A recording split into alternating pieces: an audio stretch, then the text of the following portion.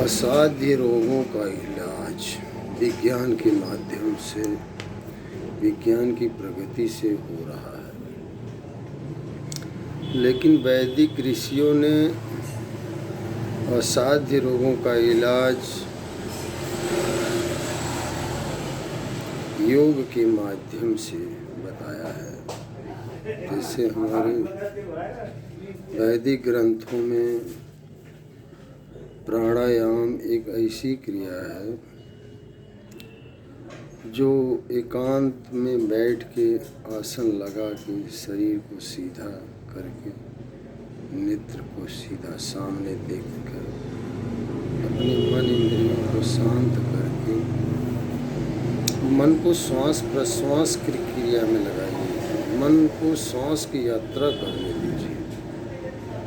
सांस आती है, बाहर जाती है, कहती है क्या, उसी श्वास में ध्वनि जो प्रारंभ में पहले छोटा नाम शॉर्ट नाम जपते हैं, जैसे ओम नाम, तो ये नाम हमारे श्वास में ढल जाता है और एक ऐसी अवस्था आती है कि हम केवल श्वास को देखते हैं कि श्वास हम खींच रहे हैं, तो उसमें भी हम ध्वनि ओम का ही खींचते हैं।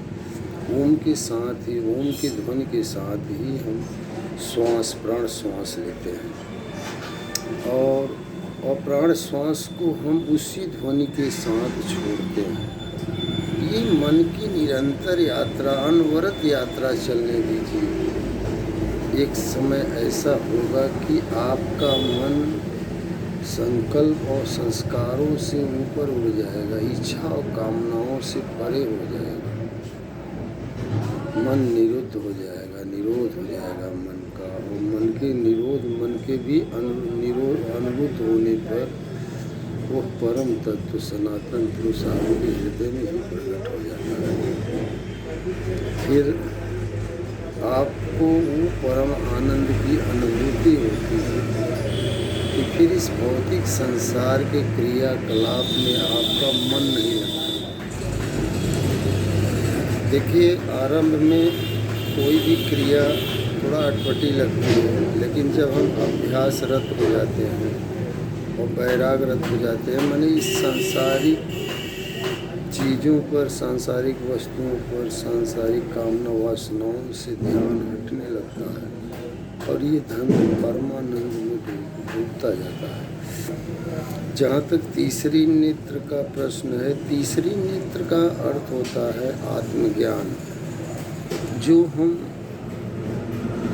अपने इस इंद्रियों के से परे, जो शब्द के भी परे हम अनुभूति करते हैं, जो इस दृश्य जगत के भी परे जो अदृश्य है, उसका हम प्रत्यक्ष अनुभूति और अनुभव करते हैं,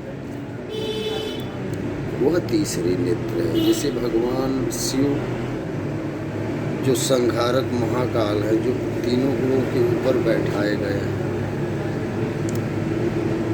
उनके पास जैसे तीसरी नेत्र माने संन्यास वैराग का स्वरूप शिव का स्वरूप है, जो सारे गुण अवगुणों का विनाश करके परम तत्व की तरफ बढ़ाने का ज्ञान, अनुभव, योग क्रिया, वो भगवान शिव है।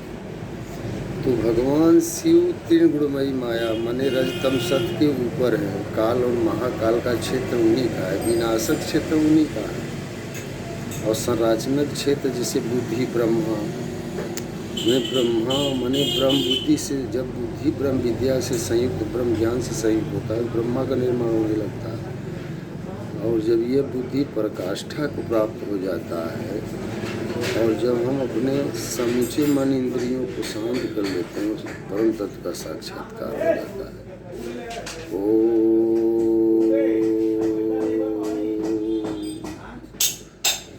इसलिए प्राणायाम बहुत ही सरल क्रिया है, योग अभ्यास है। जैसे हम एकांत में बैठ कर अपनी श्वास पर ध्यान दें, सांस आती है। वैसे महायोगेश्वर श्री कृष्ण श्वास पे ध्यान रखने को कहा। आनापान सती में महात्मा बुद्ध ने भी श्वास प्रश्वास की चर्चा की। तात्पर्य ये है कि नाम जाप की 4 श्रेणियाँ हैं, जैसे बैखरी, मध्यमा, पसंती, परा। बैखरी और मध्यमा जैसे एक अभ्यास क्रिया अभ्यासरत होते हैं, जैसे बैखरी उसे कहते हैं जैसे व्यक्त हो जाए, नाम का उच्चारण इस प्रकार हो जिसे आप सुने और बगल में कोई बाहर कोई बैठा हो तो उसे भी सुनाई दे। मध्यमा मध्यम स्वर में जब जिसे आप सुने बगल में बैठा हुआ व्यक्ति भी स्वर को न सुन सके, ये जब कंठ से होता है और धीरे धीरे नाम की धुन बनने लगती है, डोर लग जाती है, फिर पश्यंती की अवस्था आ जाती है। पश्यंती में श्वास नाम नहीं जपना पड़ता, अभी श्वास को देखना पड़ता है, क्योंकि वह नाम श्वास में ढल चुका होता है। मन को इस साक्षी सृष्टा बना के खड़ा कर दें, देखते बरें, तो ये श्वास प्रश्वास की क्रिया अनुभव चलता रहेगा और एक स्थिति आ जाएगी अजपा, माने परावाड़ी का जप जो होता है, जिसमें हम जपे नहीं फिर ही जप चलता रहे, नहीं जपे न जपावे अपने से आवे, न स्वयं जपे न मन को सुनने के लिए बात करे और जब चलता रहे। इस स्वाभाविक जप का नाम है अजपा और यही परावाड़ी का जप है जो प्रकृति से परे तत्व परमात्मा से मेल कराता है। इसलिए नाम जाप, उल्टा नाम जपत जग जाना, वाल्मीकि भय ब्रह्म समाना। आप नाम जपिए, जैसे किसी भी धर्म ग्रंथ पर किसी भी धर्मगुरु ने नाम जप को महत्व दिया, क्योंकि नाम रूप लीला धाम ये आधार है।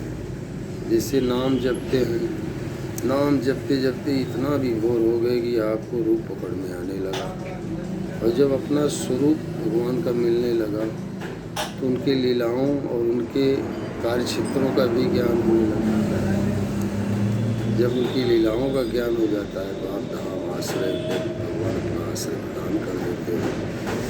इसलिए हम सभी को नित्य शरीर से ऊपर बाहरी जगत का कर्तव्य पालन करना चाहिए और अंतकरण मन से ईश्वर को जपना चाहिए, तभी कल्याण संभव है। आप चाहें कितना भी कठिन परिश्रम कर लें इस संसार में, आप समय की धारा को नहीं मोड़ सकते। समय आपके जीवन में जो कराना होगा, क्योंकि इस होनी के आगे किसी की नहीं चलती। स्वयं भगवान भी अपने बनाए नियम में स्वयं बंधे होते हैं। ओम सद्गुरुदेवाय नमः। ओम स्वामी रगड़ानंद महाराज की जय।